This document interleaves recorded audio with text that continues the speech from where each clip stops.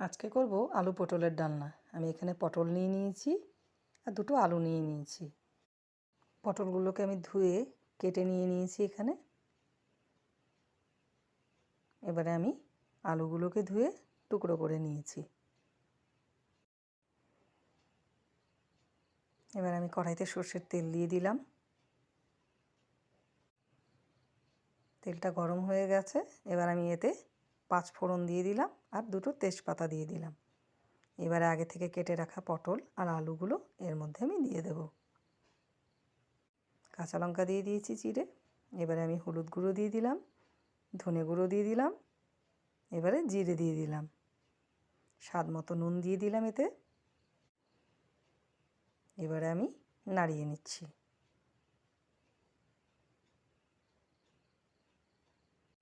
গরমের দিনে এমন হালকা পাতলা আলু পটলের ডালনা খেতে ভীষণ ভালো লাগে। 2 থেকে 3 মিনিট আমি এটাকে ভালো করে ভেজে নেব।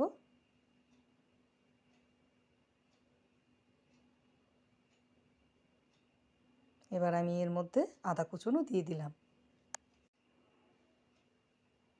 আবারও নাড়িয়ে নিচ্ছি।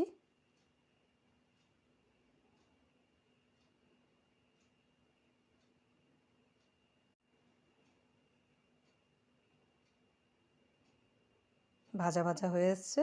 এবার আমি এতে পরিমাণ মতো জল দিয়ে দিলাম। বেশ অনেকটাই জল দেব।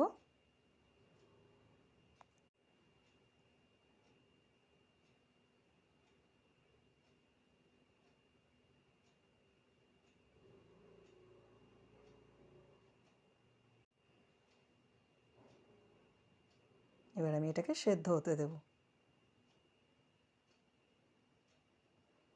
এবারে জলটা শুকিয়ে এসছে। রান্না প্রায় অনেকটা হয়ে এসছে।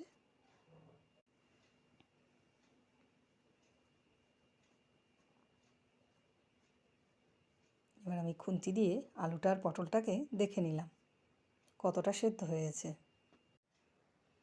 হয়ে এসছে রান্নাটা।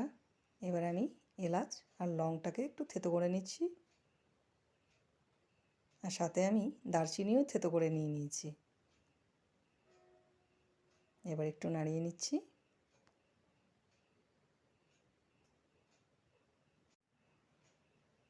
এবার আমি এতে 1 চামচ ঘি দিয়ে দিলাম। এই ঘিটাও আমার বাড়িতেই তৈরি করা। আপনারা যদি আমার আগের ভিডিওগুলো দেখেন তাহলে বুঝতে পারবেন যে ঘি বা পনির এ সমস্ত আমি নিজের হাতেই বাড়িতে বানিয়ে নিই। দেখুন আমাদের আলু পটলের তরকারি রেডি। ভালো লেগে থাকলে অবশ্যই সাবস্ক্রাইব করুন।